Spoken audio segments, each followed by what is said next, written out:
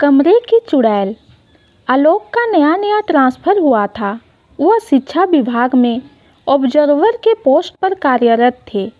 उन्हें अचानक शहर से दूर किसी सुदूर क्षेत्र में ट्रांसफ़र कर दिया गया। बस का सफ़र था।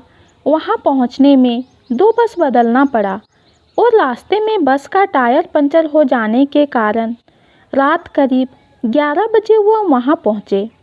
ठंड का महीना था। पूरा गांव सो गया था। वह अपने स्टाफ के लोगों को फ़ोन लगा रहे थे, पर किसी का भी फ़ोन लग नहीं रहा था।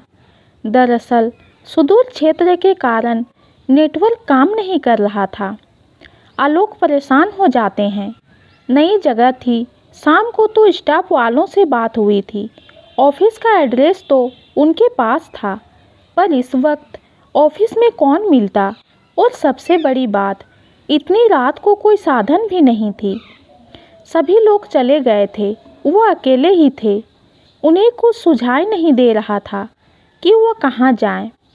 वह आसपास रुकने की व्यवस्था देखने के लिए एक और बढ़ते हैं। ठंड के महीने में यहाँ का मौसम बहुत ही ठंडा हो जाता है।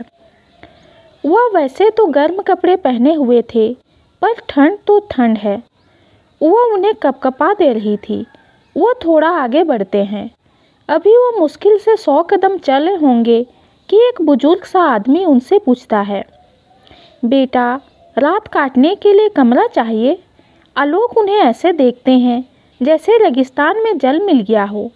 आलोक कहता है, हाँ, रात गुजारनी है।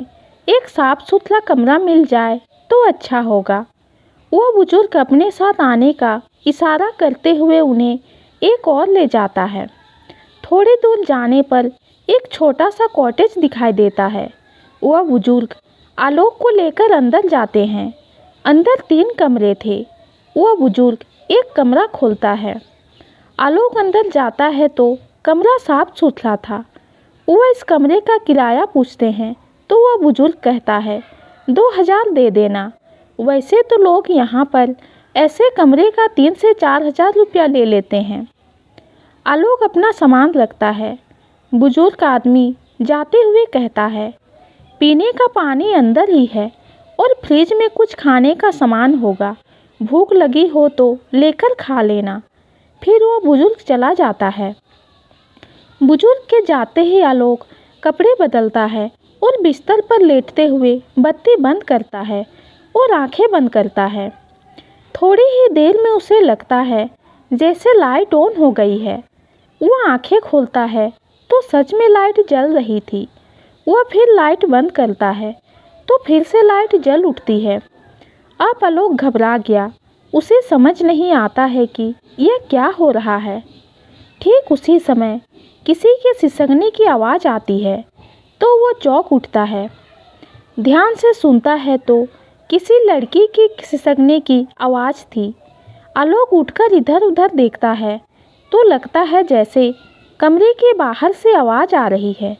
वह धीरे से दरवाज़ा खोलता है और बाहर निकलकर देखता है तो उसे वहाँ कोई नहीं दिखता है, पर सिसकने की आवाज़ बराबर आ रही थी।